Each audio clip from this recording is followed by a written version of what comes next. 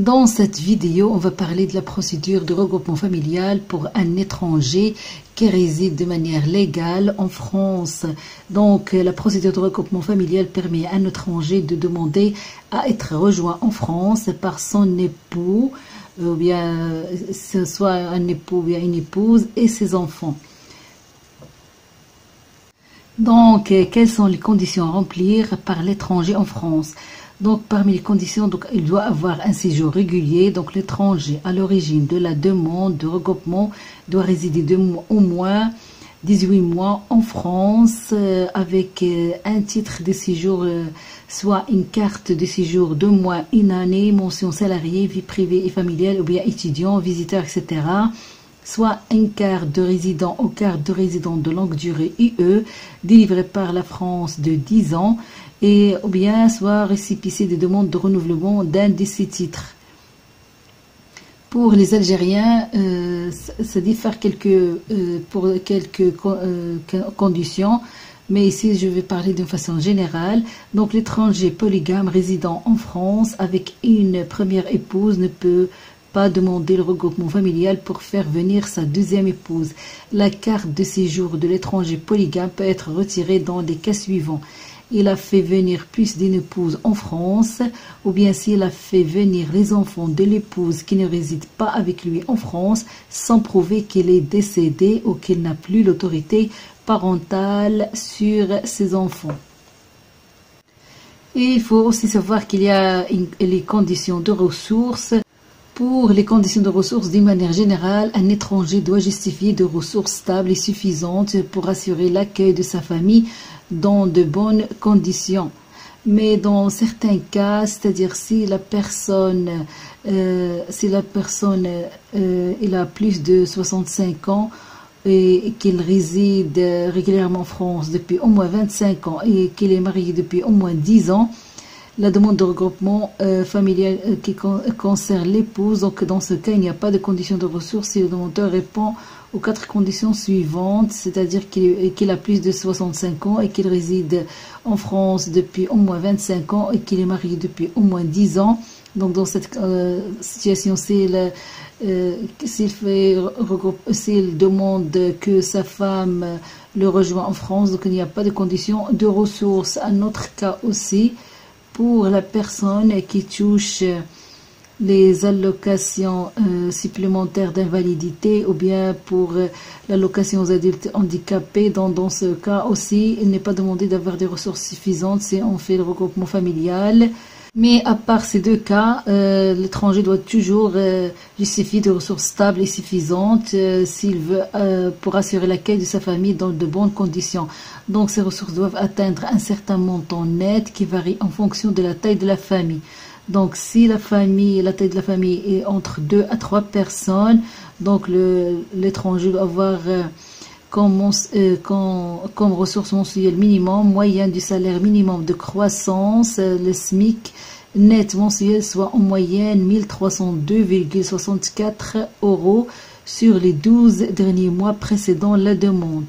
Si la famille est entre 4 à 5 personnes, il doit avoir en moyenne 1414 € sur les 12 derniers mois précédant la demande. Donc, si la famille est constituée de 6 personnes ou plus, il doit avoir en moyenne 1542 € 4 cents sur les 12 derniers mois précédant la demande, c'est-à-dire 1542,04 de pension de retraite, etc. Donc, les ressources de l'époux sont également prises en compte pour autant qu'il dispose de revenus qui continueraient à lui être versés lorsqu'il quittera son pays. Les ressources du couple suivant sont exclues, ça veut dire qu'elles ne sont pas considérées comme des ressources stables. Par exemple, les prestations familiales, les revenus de solidarité active, la RSA, et les allocations de solidarité aux personnes âgées, la SPA, et les allocations temporaires d'attente, ATA, ou les allocations de solidarité spécifique, ASS, et les allocations équivalentes retraite. Dans ce cas, ils ne sont pas pris en compte dans les ressources pour le regroupement familial. Il y a une autre condition, c'est-à-dire condition de logement. Pour les conditions de logement, le demandeur doit disposer ou justifier qu'il disposera à la date d'arrivée de sa famille d'un logement considéré comme normal pour une famille comparable vivant dans la même région géographique. Donc le logement doit satisfaire à certaines conditions de salubrité et d'équipement, c'est-à-dire que le logement, le propriétaire doit fournir au locataire un logement décent. Un logement décent répond à 5 critères. Une surface minimale, l'absence de risque pour la sécurité et la santé du locataire, l'absence d'animaux nuisibles et de parasites, une performance énergétique minimale, la mise à disposition de certains équipements. Si le logement n'est pas décent, le locataire dispose de recours.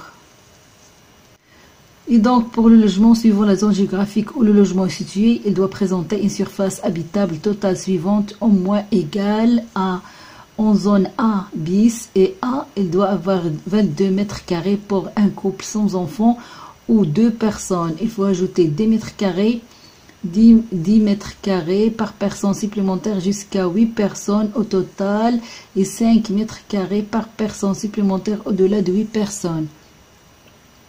En zone B1 et B2, il faut avoir 24 mètres carrés pour un couple sans enfants ou 2 personnes. Il faut ajouter 10 mètres carrés par personne supplémentaire jusqu'à 8 personnes au total et 5 mètres carrés par personne supplémentaire au-delà de 8 personnes. En zone C, il faut avoir 28 mètres carrés pour un couple sans enfants ou 2 personnes. Il faut ajouter 10 mètres carrés par personne supplémentaire jusqu'à 8 personnes au total et 5 mètres carrés par personne supplémentaire au-delà de 8 personnes. Il y a un simulateur qui permet de connaître le type de zone A, A bis, B1, B2, C dont dépend le logement. Donc on va mettre ce simulateur dans la boîte à description si vous voulez voir dans quelle zone vous y êtes et quelle est la surface qui est demandée pour le regroupement. Ensuite, quelles sont les conditions à remplir par la famille arrivante? Donc, la famille doit résider à l'étranger. Toutefois, la famille déjà présente en France peut exceptionnellement bénéficier d'un regroupement sur place. Mais ici, on va parler de la famille qui réside déjà à l'étranger. Donc, l'époux ou les enfants peuvent être exclus du regroupement familial si leur présence en France constitue une menace pour l'ordre public. Donc la procédure de regroupement familial concerne collectivement l'époux ou bien l'épouse majeure, 18 ans au moins, d'un étranger résidant en France et aussi les enfants mineurs, moins de 18 ans. Donc les enfants peuvent être issus du couple à condition d'avoir une filiation légalement établie ou d'être adoptés en vertu d'une décision judiciaire ou bien issus d'une précédente union du demandeur ou de son époux. Si l'autre parent est décédé ou déchu de ses droits parentaux, ou bien aussi si l'autorité parentale est exercée par l'un ou l'autre des parents en vertu d'une décision d'une juridiction étrangère. Une demande de regroupement familial partiel peut être exceptionnellement autorisée dans l'intérêt des enfants. Donc la procédure de regroupement familial ne s'applique pas aux ascendants de l'étranger. Ils peuvent éventuellement venir vivre en France sous le statut de visiteur s'ils disposent de ressources suffisantes. L'âge de l'époux ou bien l'épouse et des enfants est évolué à la date de dépôt de la demande de regroupement. Pour connaître les documents nécessaires pour le regroupement familial, il y a un simulateur que vous pouvez utiliser pour savoir les documents demandés et se trouve sur le site des services publics français. Donc ici, vous lisez, vous remplissez les conditions pour faire venir votre famille en France avec le regroupement familial. Ce simulateur établit la liste des documents pour constituer votre dossier de demande de regroupement selon votre situation. Il faut toutefois faire attention, vous pouvez vérifier que vous êtes éligible au regroupement familial en utilisant ce simulateur. Donc cependant, en fonction de votre situation, des pièces complémentaires peuvent être demandées pour l'instruction de votre dossier. Donc, premièrement, vos ressources et les documents à joindre. Donc, ici, vous trouverez ce simulateur pour faire toutes les informations vous concernant pour savoir quels sont les documents à déposer pour faire le regroupement familial envers votre famille ou bien vos enfants mineurs. Donc, je vais vous laisser le lien de ce simulateur dans la boîte à description si vous voulez faire cette simulation pour savoir quel document présenter. Donc, avec les documents, il faut toujours faire la demande en remplissant un formulaire CERFA numéro 11436. Je vais vous mettre le lien de ce formulaire dans la boîte à description. Donc, donc je vais vous mettre tout la liste des pièces à joindre au formulaire de demande de regroupement familial dans la boîte à description pour savoir les pièces qui vous concernent, parce que selon votre cas, soit mariage, soit pacsé, et selon votre cas, vous trouverez tous les documents nécessaires si vous êtes salarié, ou bien retraité, ou bien indépendant. Et je vais vous mettre aussi la liste des adresses des directions territoriales de l'Office français de l'immigration et de l'intégration, l'OFII, auquel envoyer sa demande de regroupement familial selon votre domicile. Donc, je vais vous mettre tous ces listes dans la boîte à description. Donc, la boîte à description, c'est quand vous voyez la vidéo, vous trouvez une flèche à votre droite et vous cliquez sur la flèche et en bas vous trouverez tous les liens de ces listes pour savoir quels sont les documents. Donc le demandeur doit envoyer son dossier, formulaire rempli, pièces jointes par courrier, envoyé en recommandé avec accusé de réception conseillé. Donc il faut mieux l'envoyer avec recommandé avec accusé de réception, ça veut dire que c'est un conseil pour au moins avoir la preuve que vous avez bien envoyé votre document en cas où il y a une perte. Vous pouvez prouver que vous avez vraiment envoyé vos documents. Donc, il faut envoyer à la direction territoriale de l'OFII compétente. Et je vais vous mettre la liste des adresses des directions territoriales selon votre domicile. Il faut toujours savoir que le demandeur doit joindre à sa demande la copie des justificatifs correspondant à sa situation. Donc, parmi les documents à joindre sont les suivants: titre de séjour, photocopie du titre de séjour du demandeur, ça veut dire recto verso en cours de validité, carte de résidence selon le séjour que vous avez, soit carte de résidence, soit carte de résident portant la mention résident dans longue durée IE délivrée en France, soit la carte de séjour pluriannuelle, soit une carte de séjour temporaire d'une durée supérieure ou égale à un an, soit un certificat de résidence d'1 an ou de 10 ans, soit une attestation de demande de renouvellement du titre de séjour. Si vous demandez le regroupement familial au profit de votre épouse qui réside ou bien époux qui réside en France, il faut ajouter aussi le titre de séjour de votre épouse. Si vous demandez le regroupement familial au profit de votre époux ou bien épouse résidant dans un état distinct de son pays d'origine, il faut avoir le titre de séjour de votre épouse livré par le pays de résidence. Pour les documents d'état civil, ils doivent être accompagnés de leur traduction en langue française établie par un traducteur agréé ou certifié conforme par une autorité consulaire ou diplomatique française. Il faut copie intégrale de l'acte de mariage avec mention marginale, avec jugement supplétif si mentionné dans l'acte. Il faut une copie intégrale de votre acte de naissance avec mention marginale plus jugement supplétif si mentionné dans l'acte. Il faut aussi une copie intégrale de l'acte de naissance de votre épouse bénéficiaire avec mention marginale plus jugement supplétif si mentionné dans l'acte.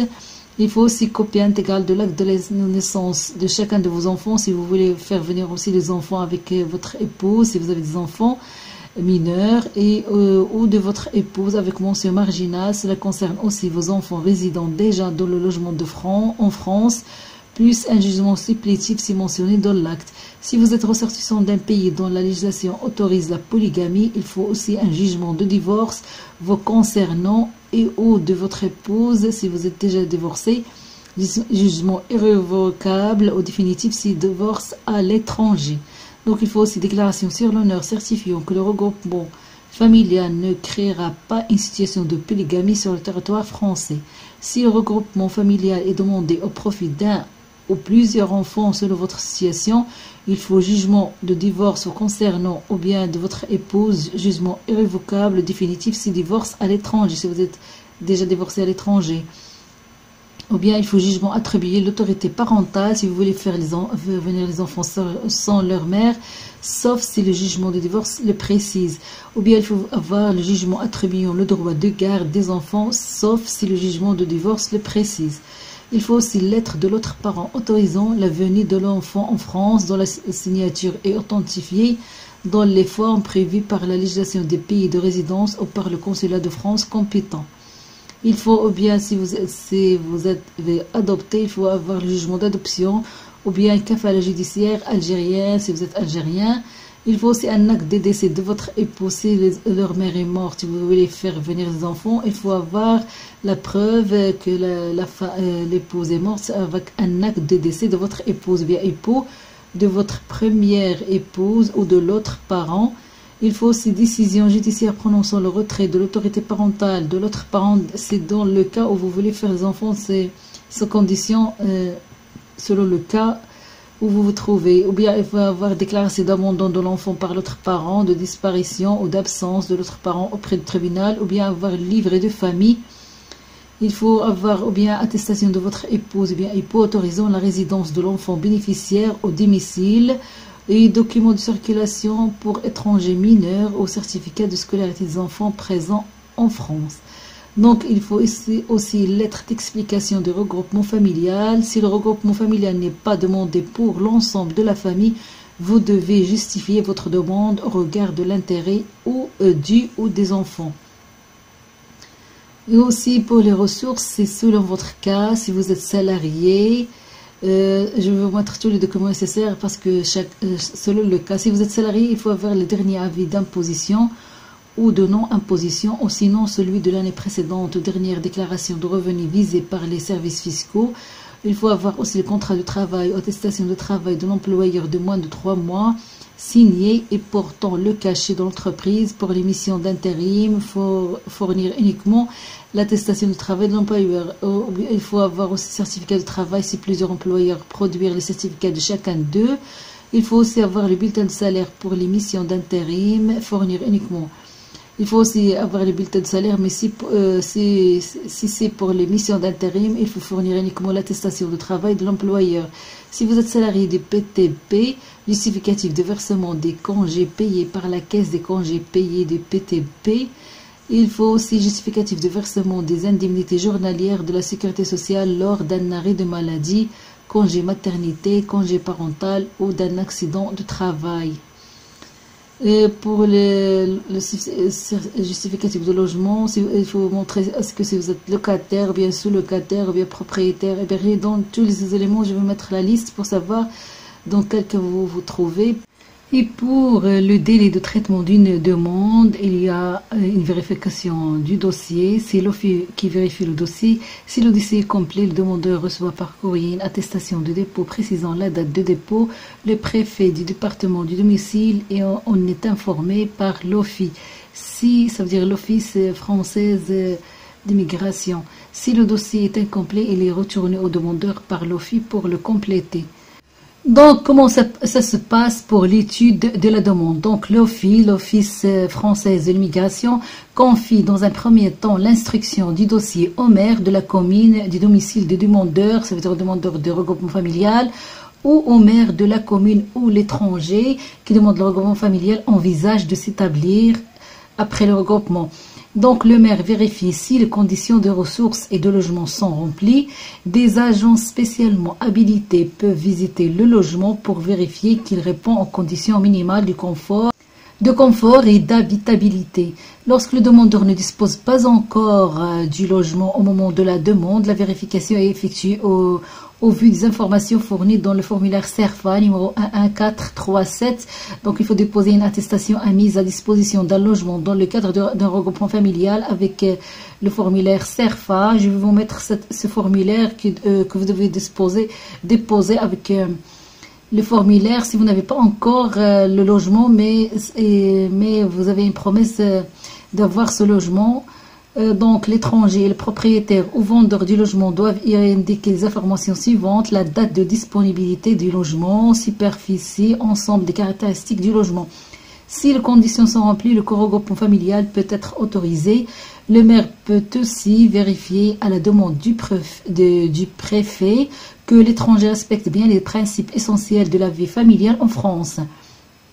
Donc, le maire doit donner son avis sur l'ensemble de ces conditions dans les 2 mois suivant la réception du dossier ou de la demande du préfet. En l'absence de réponse dans ce délai, l'avis du maire est favorable. Donc, le maire transmet ensuite le dossier avec son avis motivé sur les conditions de ressources et de logement à la délégation concernée de l'OFI. Celle-ci complète, si besoin, l'instruction et adresse le dossier au préfet pour décision. Donc, concernant la décision du préfet, c'est le préfet du département de résidence du demandeur à Paris. C'est ça, à Paris, c'est le préfet de police qui accepte ou refuse la demande de regroupement familial. Sa décision doit être notifiée au demandeur dans un délai de 6 mois à compter du dépôt du dossier complet à l'OFI. En cas de refus, la décision doit être argumentée. Si le préfet n'a pas répondu dans un délai de 6 mois, la demande est refusée. C'est un refus implicite, mais l'étranger peut contester la décision en formant un recours administratif devant le préfet ou bien devant le préfet et le ministre de l'Intérieur, ou bien devant l'un d'eux, soit le préfet, soit le ministre de l'Intérieur. Il peut aussi déposer dans un certain délai un recours contentieux devant le tribunal administratif territorial compétent. Donc, quelles sont les conditions d'entrée et de séjour en France de la famille? Donc, si vous déposez une demande de regroupement familial, qu'est-ce que votre famille à l'étranger doit faire? Donc, la famille doit demander un visa. Dès que la famille à l'étranger a reçu l'attestation de dépôt de l'OFI et les pièces d'état civil que vous avez envoyées, donc chaque membre de la famille doit faire une demande de visa de long séjour valant titre de séjour. Donc la famille doit demander visa long séjour valant titre de séjour dans son pays à l'étranger. Donc il faut bien noter que la famille doit entrer en France dans les 3 mois suivants la délivrance des visas. Donc, quand la famille a un visa pour le regroupement familial, elle doit entrer en France dans les 3 mois suivant la délivrance des visas. Les frais de voyage sont à la charge de la famille. Donc, il faut visite médicale selon le pays. Si la famille étrangère réside au Maroc ou en Tunisie, la famille est convoquée pour passer une visite médicale à la représentation de l'OFI dans le pays de cette famille étrangère. Donc, le certificat médical remis par l'OFI à la fin de la visite est indispensable pour pouvoir obtenir un titre de séjour. Donc, la famille doit garder ce certificat médical. Quand il rentre à la France, ils vont lui demander de leur donner pour avoir le séjour. Donc, quand la famille reçoit un visa long séjour valant titre de séjour, ce visa lui permet d'entrer en France sans avoir à demander un titre de séjour en préfecture la première année de séjour. Les enfants mineurs entrent avec un visa mention regroupement familial. Les membres de la famille peuvent obtenir le même titre de séjour que le demandeur de regroupement familial. Donc, si le demandeur a une carte de séjour temporaire valable 1 année, l'époux et les enfants devenus majeurs ou à partir de 16 ans, s'ils souhaitent travailler, doivent demander une carte de séjour temporaire vie privée familiale valable 1 année et renouvelable. Donc, cette carte doit être demandée dans les 2 mois suivant l'arrivée en France pour l'épouse ou avant le 19e anniversaire pour l'enfant devenu majeur. Si le demandeur a une carte de résident valable 10 ans, donc l'épouse et les enfants devenus majeurs.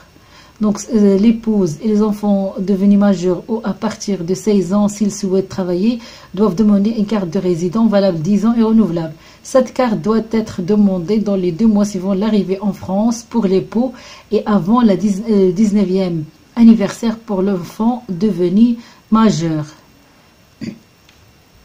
Il faut savoir aussi que pour l'intégration de la famille, donc l'épouse ou bien l'époux et les enfants de plus de 16 ans bénéficiaires de regroupement familial doivent signer un contrat d'intégration républicaine.